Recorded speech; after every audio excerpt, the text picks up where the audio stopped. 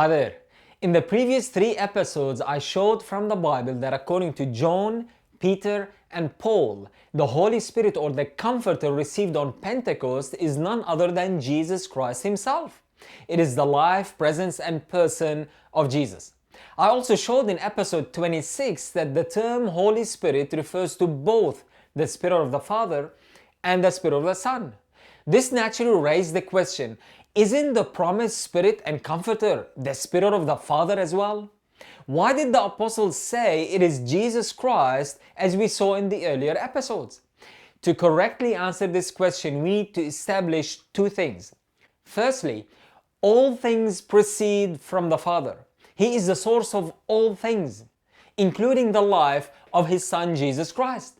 This foundational truth leads us to believe that the Holy Spirit after Pentecost, like everything else, comes from the Father. After all, that is what Jesus said. Notice, but when the Comforter is come, whom I will send unto you from the Father, even the Spirit of truth which proceedeth from the Father, He shall testify of me. So if all things, including the promised Spirit, comes from the Father, then why does the Bible clearly say in many places that the Spirit after Pentecost is Jesus Christ, as we saw in the earlier episodes? This brings us to the second foundational point we need to establish in order to understand and answer this question. And it is this: Jesus is the only way to the Father. He is the mediator and the high priest and the comforter.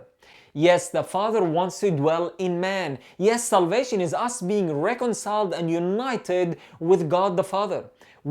Our bodies are the temple of God the Father. But keep in mind, the only way God could be with us and in us was and still is through His Son Jesus Christ. Notice what Paul says. And all things are of God, who has reconciled us to Himself by Jesus Christ, and has given to us the ministry of reconciliation. To wit, that God was in Christ, reconciling the world unto Himself. God dwelt amongst us and reconciled us to Himself by and through His Son, Jesus Christ.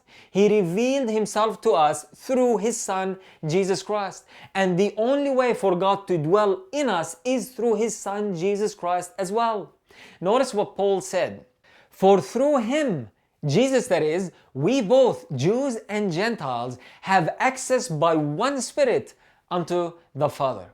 Our destination is to access the Father.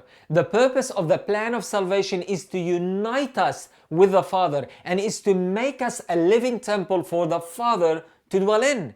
But do not miss the crucial point of the text. The only way to access the Father, the only way to get to the Father and for the Father to dwell in us is through His Son, Jesus Christ.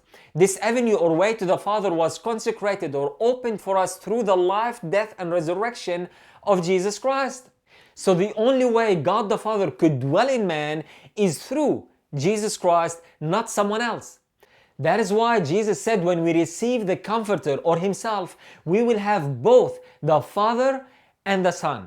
Why? Because God was in Christ. So through His Spirit dwelling in us, Jesus reunites us individually to His Father because the Father is in Him. Jesus is the link between God and man. That is why the foundation of the gospel, the good news of the gospel, the hope of our glory is Christ in you. Why? Because the indwelling of Christ brings the indwelling of God the Father. So to answer our question, whose Spirit is the Holy Spirit sent on Pentecost?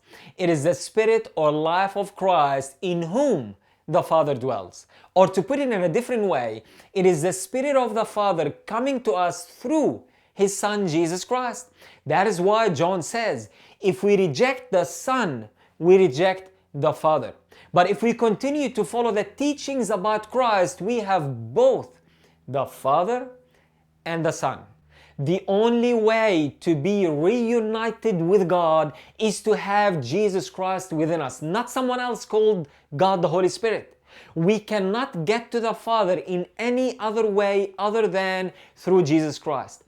That is why the Holy Spirit sent on Pentecost had to be Jesus Christ, not someone else. But always remember, God was in Christ. He, the Father, comes to us in His Son. So when you receive Jesus, you receive the Father also. I hope this helps. Until next time, keep your eyes on Jesus.